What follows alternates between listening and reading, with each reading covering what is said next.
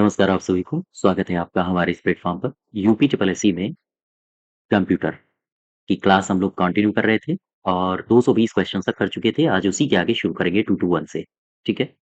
Topic वही है हमारा ईमेल, इंटरनेट, डब्ल्यू का परिचय यानी वर्ल्ड वाइड वेब का परिचय। और इस टॉपिक को शुरू करने से पहले मैं आपको 2 जानकारियाँ दे देता हूँ। वीपीओ के लिए मॉक टेस्ट की श्रृंखला आपको हमारे एप्लीकेशन पर मिल जाएगी। मॉक टेस्ट का डिटेल्ड डिस्कशन वीडियो कोर्स भी आपको एप्लीकेशन पर मिल जाएगा, ठीक है? तो आप इसको जॉइन कर सकते हो।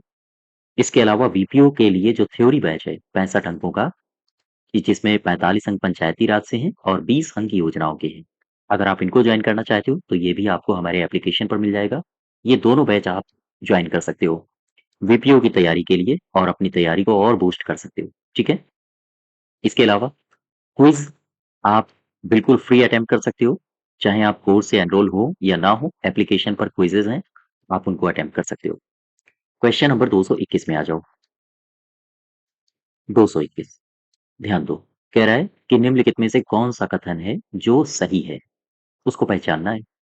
ईमेल से संबंधित आपसे कथन पूछ रहा है।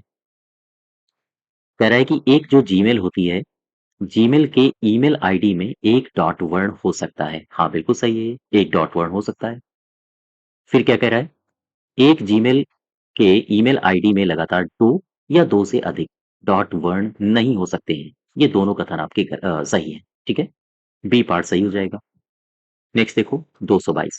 कह रहा है किसी ईमेल में from, to, date, subject fields को क्या कहा जाता है? इन्हें कहा जाता है ईमेल हेडर। ध्यान दें, इन्हें ईमेल हेडर कहा जाता है। आओ देखो, जब भी कभी आप ईमेल की बात करोगे, जब भी आप ईमेल की बात करोगे तो ईमेल में फ्रॉम है, टू है, डेट है, सब्जेक्ट, ये जितने भी सेक्शन दिए होते हैं, ये सेक्शन हेडर होते हैं। हेडर होते हैं, ध्यान दें।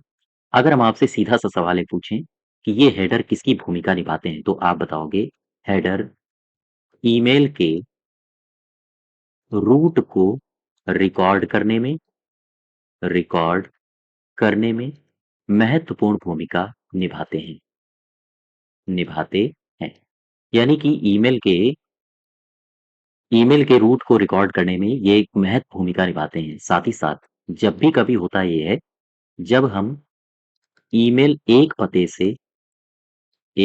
से दूसरे पते में भेजते हैं, पते में जब भी कभी ईमेल भेजा जाता है तो क्या परिवर्तन होता है?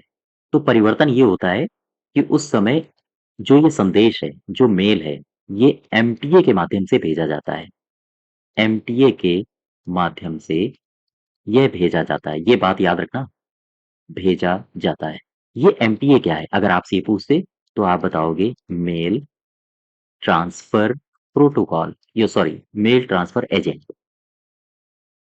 इसे मेल ट्रांसफर एजेंट कहा जाता है। अच्छा, इसमें नोट बना के एक बात और याद रखना, ये जो हेडर है, हेडर ट्रांसमिशन प्रक्रिया के बारे में एक बात याद रखना। हेडर ट्रांसमिशन जो प्रक्रिया होती है, हेडर ट्रांसमिशन प्रक्रिया के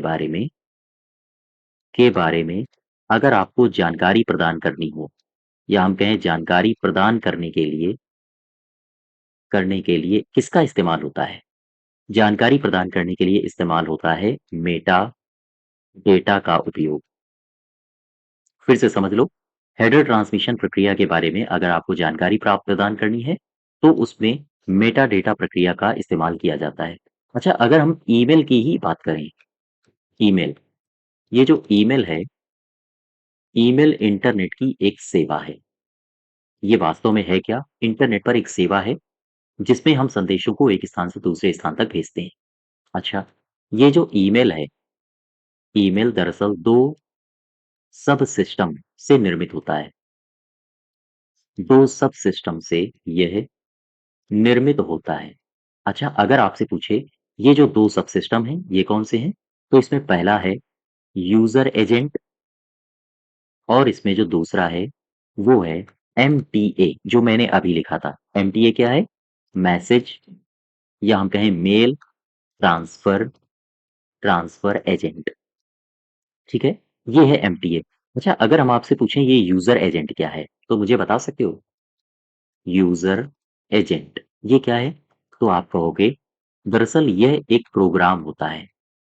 यह एक प्रोग्राम है जिसे मेल रीडर भी कहा जाता है। मेल रीडर भी कहा जाता है। तो अगर आपसे पूछे, कंफ्यूज मत होना, यूजर एजेंट वास्तव में एक प्रोग्राम होता है, इसे ही मेल रीडर कहा जाता है। और अगर हम आपसे पूछें कि ये जो मैसेज ट्रांसफर एजेंट है, ये एक वास्तव में सिस्टम होता है जो बैकग्राउंड में किसी भी प्रकार से अगर प्रोग्राम रन हो रहा होता है, तो मेल को नेटवर्क में स्थानांतरित करने के काम आता है ये एमटीए, जिसे कहा जाता है मैसेज ट्रांसफर एजेंट। ठीक है, वापस आओ जरा अपने क्वेश्चन में। यही पूछ रहा था कि किसी ईमेल में ये क्या होता है? From, to, date, subject fields को क्या कहा जाता है? इसे कहा जाता है ईमेल हेडर। याद रखोगे? नेक्स्ट देखो 2 to 3। कह रहे ईमेल लिखते समय, भेजते समय निम्नलिखित में से कौन सी जगह को खाली नहीं छोड़ा जा सकता है? सब्जेक्ट्स को, टू को, सी को, या फिर बीसीसी को। आप सबको खाली छोड़ सकते हो, इसको भी छोड़ सकते हो, इसको भी छोड़ सकते हो, लेकिन ये जो टू है ना, इसको आप खाली नहीं छोड़ सकते हो। टू का मतलब ये होता है कि आप किसे भेज रहे हो। ये टू का मतलब ये होता है कि आप मैसेज किसे भेज रहे हो। और जब तक आपको ये नहीं पता होगा तब तक आप मैसेज कहाँ भेज पाओगे। और वही लिखा है कि भेजते समय किसे खाली नहीं छोड़ा जा सकता है, टू को। और ये टू होता कहाँ है? जब आप कंपोज में जाते हो तो सबसे ऊपर टू होता है। यहाँ पर होता है बीसीसी, सीसी, और इसके बाद नीचे होता है सब्जेक्ट। ये होता है सब्जेक्ट। और यहाँ पर ऑप्शन कई सारे आइकन्स बने होते हैं यहाँ पर। और यहीं पर होता है आपका सेंड। और ये आपका टेक्स्ट के लिए खाली छोड़ा जाता है। यहाँ पर आप टेक्स्ट लिखते हो।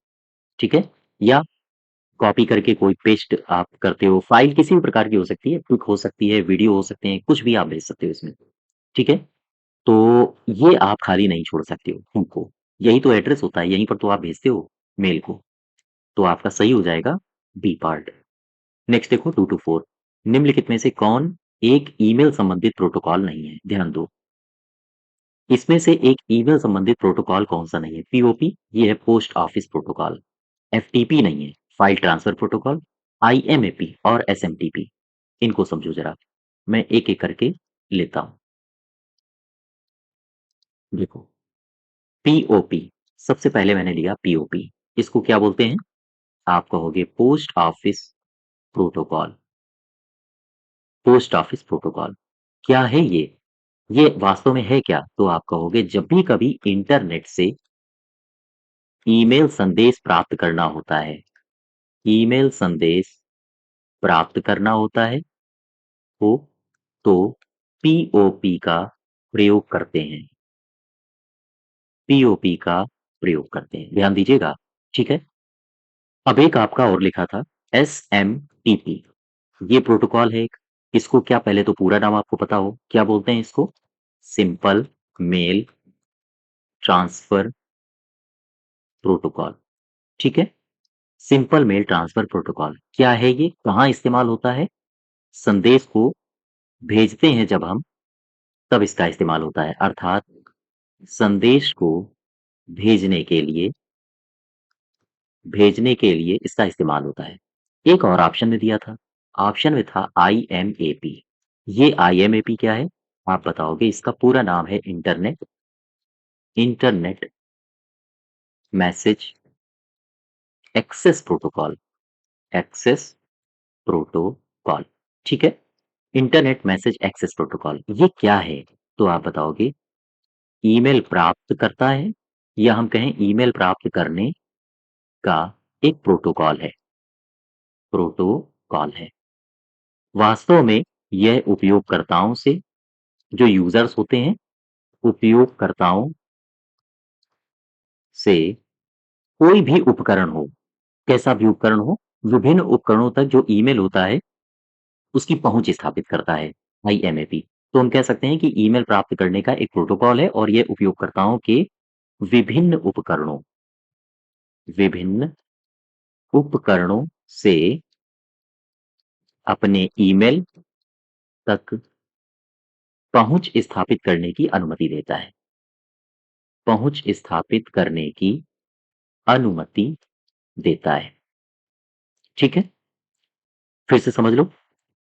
जो भी उपयोग करता है उसके पास किसी भी प्रकार का उपकरण है तो उस उपकरण तक ईमेल को पहुंच स्थापित करने की अनुमति देता है ये IMAP प्रोटोकॉल है, जिसे कहते हैं इंटरनेट मैसेज एक्सेस प्रोटोकॉल। ठीक है, वापस आ जाओ अपने क्वेश्चन में। 224 इसका सही उत्तर हो जाएगा। कह रहा है एक ईमेल संबंधित प्रोटोकॉल नहीं है, FTP। नेक्स्ट देखो 225, निम्नलिखित में से कौन सा प्रोटोकॉल किसी वर्क स्टेशन को उपयोगी तरीके से सर्वर होस्ट पर मेल ड्रॉप को गतिशील रूप से एक्सेस करने देता है? इसका सही उत्तर होगा POP3। ध्यान दो, ये POP3 क्या है? देखो, POP3, POP का मतलब क्या है? मैंने अभी आपको बताया था, पोस्ट ऑफिस प्रोटोकॉल। प्रोटोकॉल और उसका वर्जन 3, 3 का मतलब है वर्जन 3, या हिंदी में कहते हैं तो संस्करण 3। पोस्ट ऑफिस जो प्रोटोकॉल है उसका ये तीसरा संस्करण है जिसे कहा गया है POP3। क्या करता है ये?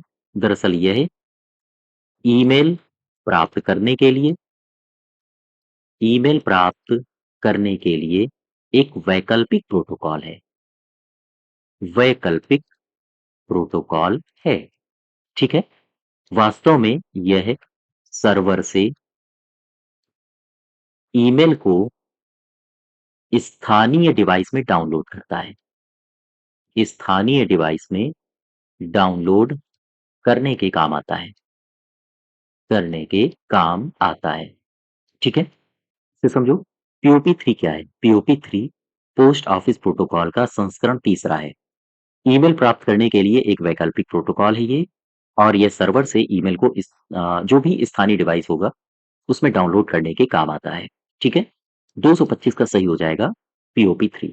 नेक्स्ट देखो 226, जब आप एक से अधिक प्रयोगकर्ताओं को ईमेल भेजना चाहते हैं, ध्यान दीजिएगा, जब आप एक से अधिक प्राप्तकर्ताओं को ईमेल भेजना चाहते हैं तो आप उनके ईमेल एड्रेसेस को किसके प्रयोग से अलग करते हो? आप करते हो कॉमा का इस्तेमाल। ऐसे ये वाले आपने सिंबल देखे होंगे, मैं इसको कलर चेंज करता हूं थोड़ा सा, ये सिंबल।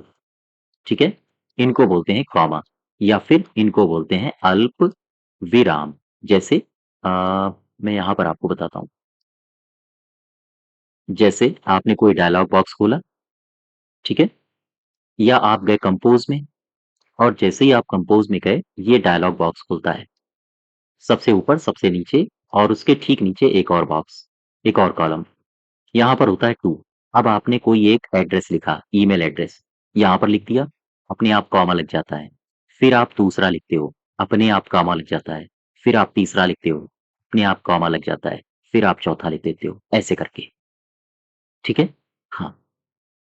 और यहाँ पर आप सब्जेक्ट लिखते हो और यहाँ पर सेंड लिखते हो, और ये पूरा का पूरा टेक्स्ट वाला क्षेत्र है जहाँ आप फाइल वगैरह कुछ भी आप यहाँ पेस्ट करते हो।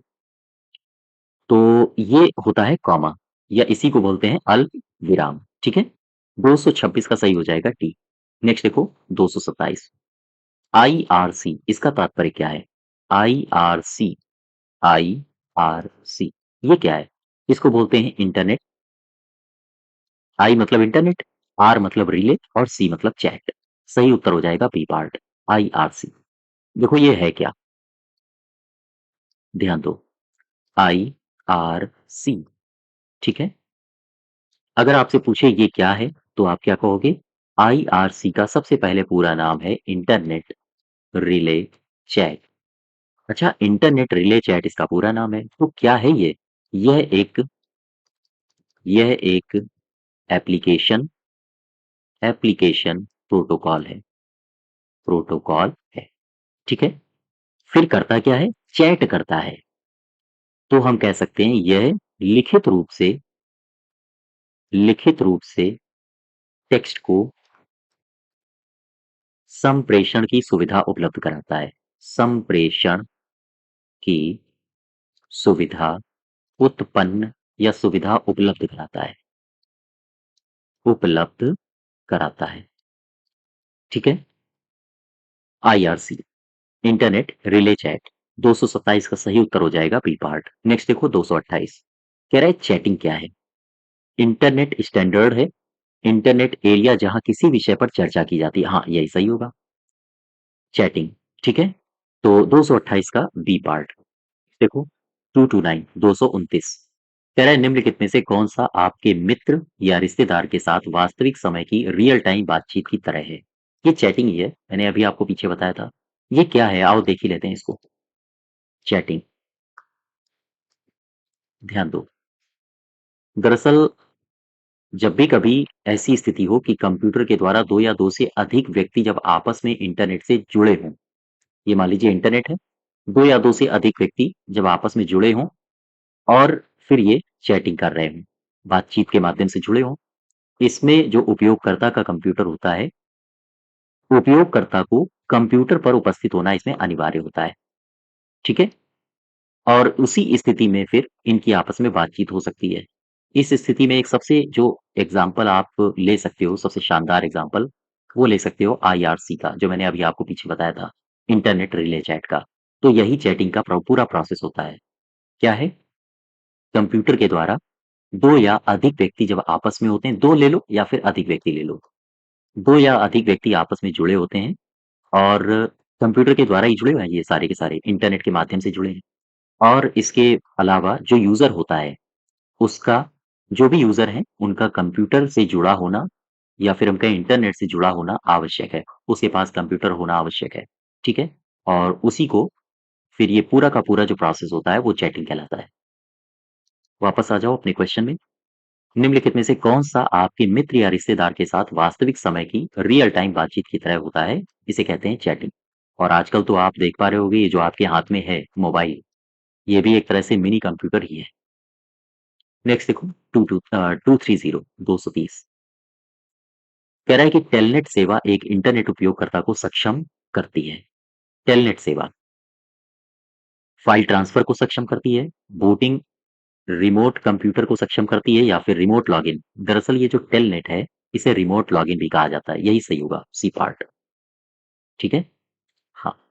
देखो, ये जो टेलनेट है, टेलनेट को साधारणतया रिमोट लॉगिन, लॉग इन भी कहा जाता है, कहा जाता है। ध्यान दीजिएगा, अगर आपसे पूछे कि मुझे बताओ रिमोट लॉगिन किसे कहते हैं, तो आप यही बताओगे टेलनेट, या टेलनेट को क्या कहते हैं, यही बताओगे रिमोट लॉगिन।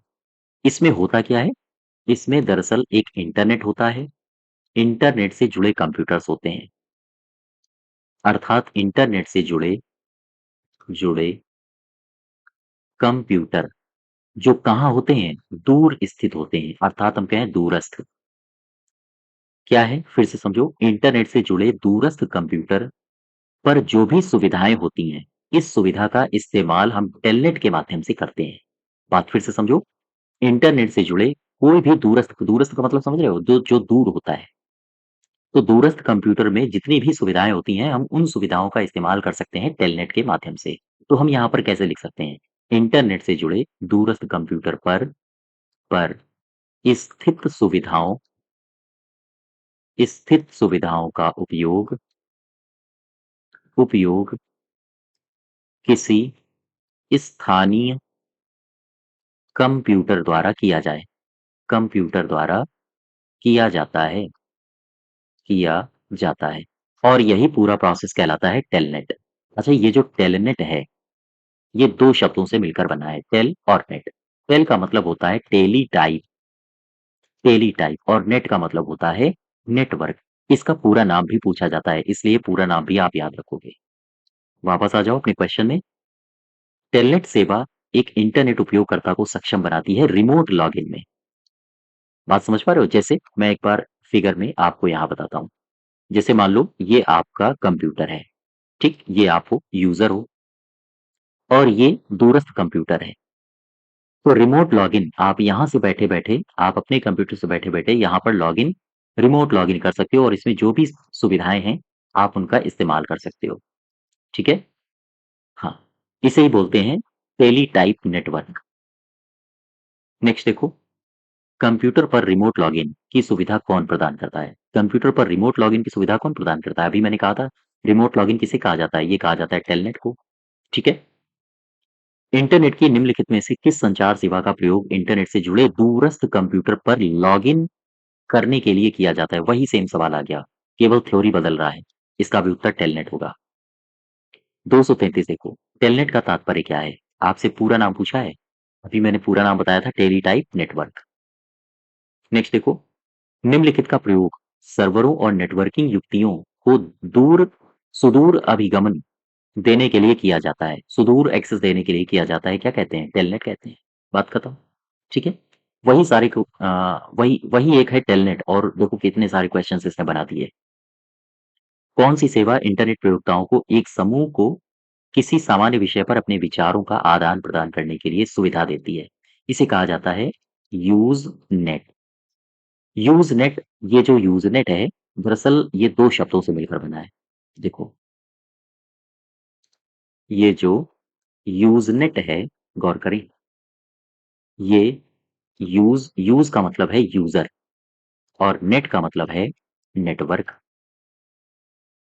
नेट का मतलब होता है नेटवर्क।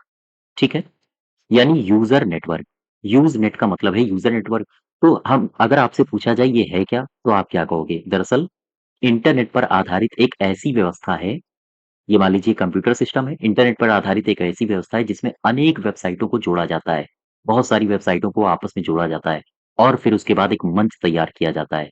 और ये जो मंच होता है, ध्यान दें, इसे ही कहा जाता है, या हम कहें इसे इस्तेमाल किया जाता है इलेक्ट्रॉनिक इलेक्ट्रॉनिक डिस्कशन के लिए। इलेक्ट्रॉनिक डिस्कशन फोरम के तौर पर इसका इस्तेमाल किया जाता है। ठीक है, वापस आओ जरा अपने क्वेश्चन में। वही कह रहा था कि कौन सी ऐसी सेवा है, ऐसी कौन सी सेवा है जिसमें इंटरनेट जो प्रयोक्ता होते हैं को एक समूह को किसी सामान्य विषय पर अपने विचार आदान प्रदान करने की सुविधा देता है? इसे कहा जाता है यूजनेट। नेक्स्ट देखो, डब्ल्यू का फुल फॉर्म आपसे पूछा गया है, वर्ल्ड वाइड वेब। यही तो है। ये गलत हो जाएगा, वाइड गलत हो जाएगा, और वर्ल्ड वाइड वेब गलत हो जाएगा। वर्ल्ड वाइड वेब सही होगा। अच्छा, ये जो वर्ल्ड वाइड वेब है, मुझे जरा दो तीन बातें इसमें बताओ। डब्ल्यू डब्ल्यू इसे कहा जाता है W3। ठीक है, इसे W3 कहा जाता है, इसे वर्ल्ड वाइड वेब भी कहा जाता है।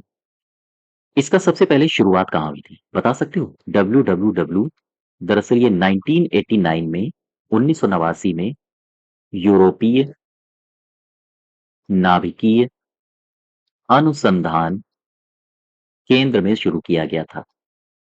केंद्र में शुरू किया गया था। और एक बात मैंने आपको लास्ट लेक्चर में बताई थी, डब्ल्यू में प्रयुक्त होने वाली भाषाएं, प्रयुक्त होने वाली भाषाएं, ये पूछी जाती हैं आपसे, याद रखना। ऐसे पूछा जाता है, निम्नलिखित में से कौन सी भाषा डब्ल्यू में प्रयुक्त होती है, या कौन सी भाषा नहीं प्रयुक्त होती है? तो ये भाषाएं याद रखना। एक तो जावा स्क्रिप्ट, दूसरा PHP, इसका पूरा नाम मुझे कमेंट बॉक्स में बताइए, मैंने आपको लास्ट क्लास में बताया था।